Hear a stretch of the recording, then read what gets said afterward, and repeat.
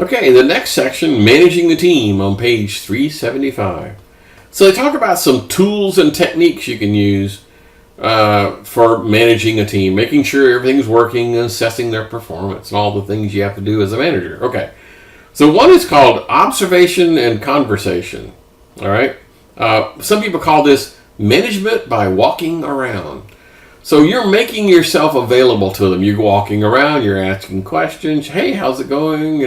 Not necessarily, give us a status report on, not that kind of stuff, but just, casual conversation. Hey, how was your weekend kind of thing.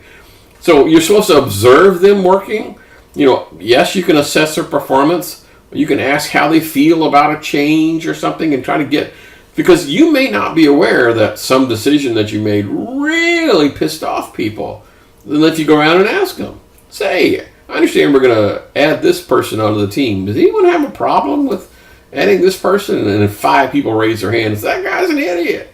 Oh, okay.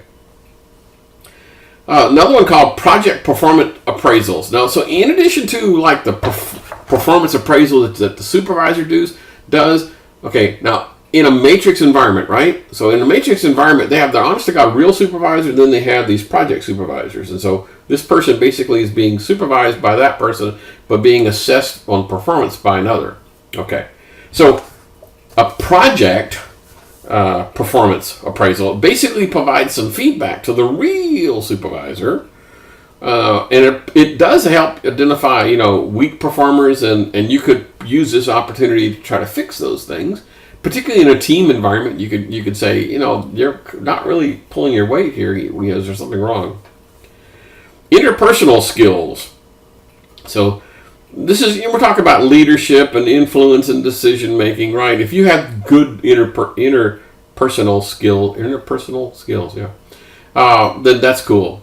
The other one, of course, is conflict management. Nobody likes conflict management. Now, sometimes conflict is good, okay, up to a point where things don't work. As long as you're progressing, conflict is okay. When progress stops, then conflict is not okay, and you have to go in and say, we're not doing that anymore. So we're talking about proactive managing conflict. Don't wait until something occurs to jump in. Be there out in front of it. So handling conflict, the next one they talk about. So this basically talks about, how important is the relationship versus how important is the task. Let me just go through this. So confrontation, basically this is problem solving. In theory, this would be win-win if you could get away with it. Okay, so they're kind of assuming that win-win will work here. Compromise is where nobody wins, nobody loses, everyone just gets half of what they wanted. So some sort of a compromise. Smoothing. This is where you tend to kind of smooth over the differences. Let's talk about how well we're doing in these areas and just not really focus on the things that are not going well. See, you kind of, how important is a relationship? But it's okay. The task is not all important, but the relationship is. Let's just say, I'm sorry that you have this, that your partner blows his nose or whatever, let's concentrate on how good a programmer this person is. Forcing, okay, now we're down into to heck with the relationship. This is important, doggone it. So I'm just going to say, too bad. This is not a win-win. This is a win-lose. Okay, somebody's going to win, somebody's going to lose. And then withdrawal, which means if the task is not all important and the relationship's not all important, why don't we just ignore it? Let's just bury our heads in the sand and move on. Don't even bother. Just don't even address it at all. Okay. Now, some people say there's actually a sixth one of this, talking about collaboration, where everyone gets involved in the solution. Okay. So that's techniques for handling conflict. Okay. They talk about advice on managing teams on page 378. And they talk about there's 5 dysfunctional ways that teams can go awry. And this is kind of sort of important because this talks about things that don't work well. Number one way a team can go south in a hurry is the absence of trust. In other words, they don't trust that you're going to you got their back, that you're going to pay them on time, or whatever it is. The fear of conflict where, look, I really think we're going in the wrong direction, but I'm not going to say anything because that guy's a real nut. And there's no way I can go to him and explain my rationale without him getting mad. Lack of commitment. Nobody really cares if we complete this project on time or not. Avoidance of accountability. This is one of those where it's okay if we break the rules here and there because the likelihood of us getting caught is no big deal, and so no one's really accountable for anything.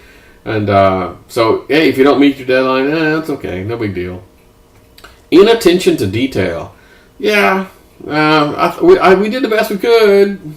That kind of thing. So that's how teams can get dysfunctional. They talk about some suggestions on how to help on this.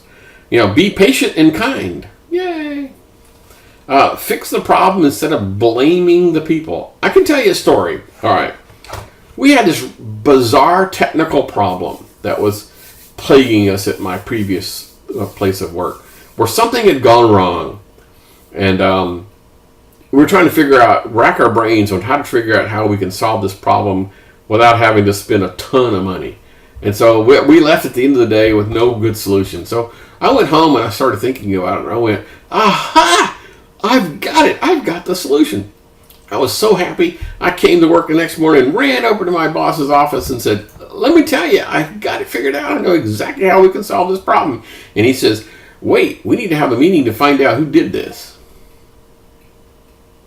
I went, you mean you're more interested in learning who to blame for this accident than the solution to solve the problem?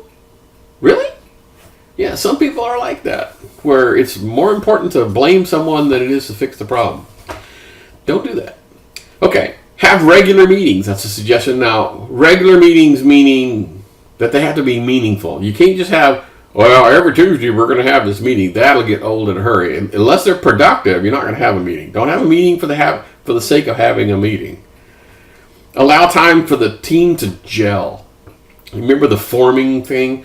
Don't immediately jump in and start asking them to do an awful lot of things that require collaboration at the first, because they haven't really settled in yet. They don't really know each other and that kind of stuff.